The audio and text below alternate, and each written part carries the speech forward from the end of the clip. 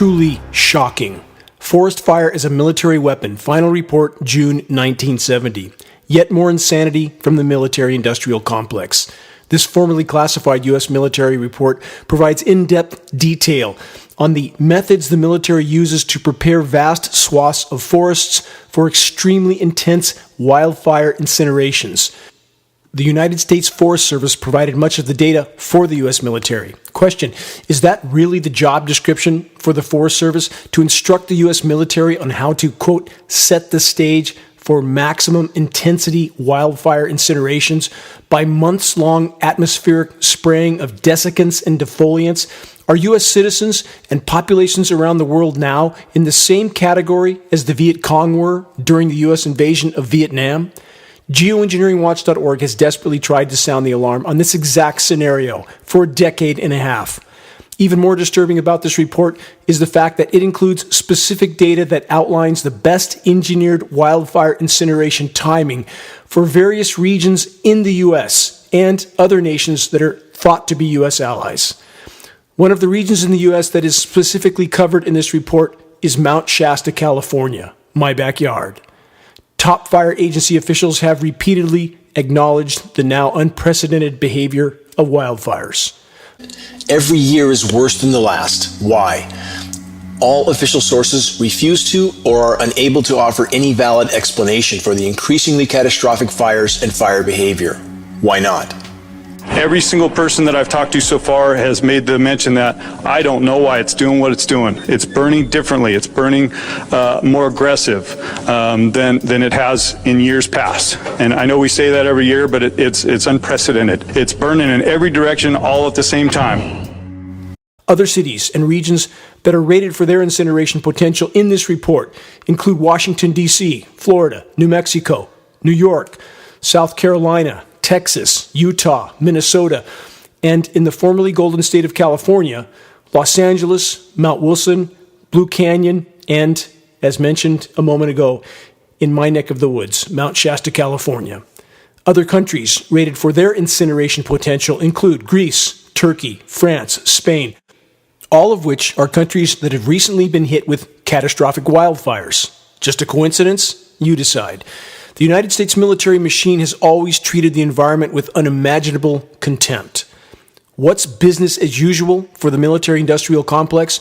Blowing up pristine tropical islands to test nuclear bombs, detonating nuclear bombs in the atmosphere, on civilian cities, using radioactive depleted uranium munitions all over the Middle East, in the Balkans, toxic water supplies on military bases for our own troops to consume, highly toxic burn pits next to military bases which contaminated countless military personnel and civilian populations. The list goes on and on and on. For the record, the U.S. military is the largest single-source polluter on the planet. Not an opinion, a statistical fact. Would the U.S. military use weather as a weapon? Short answer, yes. But would the U.S. military participate in the toxic spraying of forest lands in our own country in order to set the stage for extreme wildfire incinerations? Why would they, many ask? Let's start with this. The U.S. military has for decades stated on the record that the rapidly heating climate poses the greatest U.S. national security threat of all. Now consider this puzzle piece. Are U.S. military climate intervention operations being used to facilitate catastrophic forest incinerations in the insane attempt to provide temporary and highly toxic surface cooling by attempting to mimic the temporary cooling effect of large volcanic eruptions, which the latest science data confirms can only destroy what's left of the climate system? The excess atmospheric particles actually trap more overall heat than they deflect, along with completely derailing the hydrological cycle and destroying the ozone layer, all of which rapidly worsens the overall heating of our dying planet. In fact, this exact scenario is the primary stated goal of so-called solar radiation management operations, blocking out the sun with jet aircraft-sprayed atmospheric particles to provide temporary, again, though highly toxic, surface cooldowns on planet Earth at the cost of an even worse overall warming. The military-industrial complex has long since considered utilizing nuclear bombs to fill the atmosphere with particles that provide temporary and toxic cooling. Any that believe the same controllers wouldn't utilize extreme forest fires to accomplish the same objective need to think again. From the perspective of the climate engineers, filling the atmosphere with wildfire smoke does, in fact, accomplish the same objective. Connect the puzzle pieces while I cover some excerpts from this extensive, formerly classified U.S. military report, again titled Forest Fire as a Military Weapon. In 1965, the Joint Chiefs of Staff requested that the Secretary of Defense initiate research to determine the feasibility of measuring the flammability characteristics of forests and jungle growth, modifying flammability so that vegetation would readily support combustion, and developing measures to destroy large areas of forest by fire. Forest flammability can be greatly increased by killing all shrub vegetation, selecting optimal weather conditions for burning and igniting fires in pre-selected patterns. Page 3. The program was concerned with basic flammability problems of the major vegetation types of the world, i.e., they wanted to know how to incinerate any forest, anywhere, at any time. Page 6. The effect of heat kill on opening up the forest canopy for aerial observation is practically identical to that achieved by spraying the forest with defoliant chemicals. The leaves fall off, given time, but the twigs and limbs remain. Page 8. Under exceptional circumstances, forest fires may develop into the phenomenon known as a firestorm. This combination results in the development of strong surface winds which act to fan the fire and increase its burning rate. The increased burn rate causes more rapid air entrainment with a consequent further increase in wind speed, which increases burning rate still faster, which increases, etc., until all available fuel has been burned. Wind velocities exceeding 100 miles an hour are often attained during peak firestorm development. Firestorms have now all too often become the norm. I wonder why. Again, achieving such conditions is the actual objective of these military operations. Page 11. A technique for successful forest burning must involve feasible procedures for developing adequate fuels, for bringing the fuels to proper moisture content, and for burning under satisfactory weather conditions. To serve as fuel, all living vegetation on the ground level must be killed by a desiccation treatment.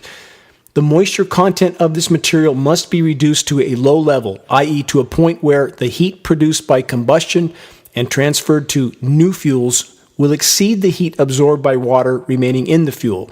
Question: is it just an amazing coincidence that forest fuel moistures are now commonly at record low levels in countless regions all over the world that are incinerating from wildfires of record intensity? Page 13. Since all forest fires must be started as ground fires, 25% moisture in ground litter is an absolute upper limit for incendiary operations of military value. Page 20. In most situations, burning of shrub types is not successful unless the amount of dead material has been increased by killing and desiccating the plants. Again, for the record, climate engineering elements are desiccants, starting with aluminum, which also kills soils, root systems, and thus forests. Page 22. When the litter and underbrush have dried sufficiently to burn well, which usually takes at least 6 to 8 weeks of drought, all conifers will crown easily and burn extremely hot. Because of their heavier fuel weights, firestorms are more common in conifers other than pine than any other fuel type. Page 26. The achievement of a crown fire or a firestorm in any hardwood forest requires external measures which will lower the moisture content of the crown foliage and branches and or increase the amount of dead surface fuels that can transfer heat into the tree crowns. Translation: much preparation and planning is needed to produce extremely hot crown fires, aka firestorms. Total insanity. The weather makers control the spigot, drought, or deluge at their discretion. Page 40. Vertical distribution. Given an adequate amount of available fuel, the vertical distribution of particles has the greatest influence on fire spread through a fuel bed. Page 49. Whenever possible, incendiary operations should be limited to days when cloud cover is 3/8 or less. Page 50. The planner should look for stable periods of clear, dry weather, and these are usually associated with high pressures and light surface winds. Think ionosphere heater-induced high-pressure heat domes. Think HARP in Alaska and other facilities like it all over the world. Page 52, desiccation techniques. The desiccation process, converting live green vegetation into dead, dry fuel, benefits burning in several ways. The desiccation process is especially slow if the stems remain attached to a living root system, the entire process requiring 6 to 12 months. This report statement makes clear forests are put through a, quote, process that may take a year or more before the engineered incineration is commenced. Page 54, stem treatment. This method involves killing larger trees for burning by injecting herbicide into the stem or by girdling the stem. Additional treatment of understory vegetation is needed to prepare a forest for burning. The purpose of stem treatment is to kill both the tree trunk and crown and allow adequate time for drying ahead of burning. This method will add fuel on the ground eventually after tree chops have broken off or entire trees have fallen. This requires 1 or 2 years in drier climates. For a decade and a half, geoengineeringwatch.org has warned that the climate engineering atmospheric spraying was setting the stage for unprecedented wildfires. In dense forests, the primary problem is that aerial sprays are trapped in the upper tree crowns and never reach the ground. Spray effectiveness remains about the same over a range of low canopy densities, but drops sharply under higher canopy densities. Page 56. Desiccants suitable for aerial application are of two kinds. Systemic herbicides, which enter the plant, move through the vascular system, and kill tissue away from the point of contact. 2. Contact herbicides, which kill only the living tissue that is directly contacted. Leaves remain attached for months on evergreen vegetation under climates with long, dry seasons. Sound familiar? After specific fall rains, geoengineeringwatch.org has monitored dead, dry leaves hanging on deciduous trees, often for months. This is not nature. It is exactly what this Forest Fires as a Weapon report outlines. Page 65. In addition to treating live vegetation with desiccant chemicals and timing incendiary operations to take every possible advantage of the weather, forest fires can be made to spread more rapidly and burn more intensely by igniting many small fires in a predetermined pattern. Page 67. How can we achieve the maximum burning rate over any given area? Or, to put it another way, how can we get the maximum amount of fuel burning at one time? Page 71. Incendiary devices. The proper spacing of incendiary sets is much more critical to the success of forest burning operations than is the type of device used to produce ignition. Ignition of forest litter is most readily accomplished by small, cluster-type incendiary weapons designed for direct flame contact with the fuel. Page 73. Chemical defoliation of overstory trees and shrubs is the only logistically feasible method of augmenting the surface fuel supply. Defoliation missions should be flown at least 4 months in advance of the incendiary missions. Weather is crucial for success in forest burning. Incendiary operations must be preceded by at least a week of dry weather, and cloud cover should be 3/8 or less with relative humidity below 50% in the target area at the time of ignition. Maximum fire intensity is achieved by spacing ignitions so that adjacent fires begin to interact with each other at the exact time that each fire has reached its maximum normal intensity. Proper use of this area of ignition technique can greatly increase the effectiveness of forest fire as a military weapon. All of this has been and is occurring, not just in some far-off land, which is horrifying enough, but also in our own country.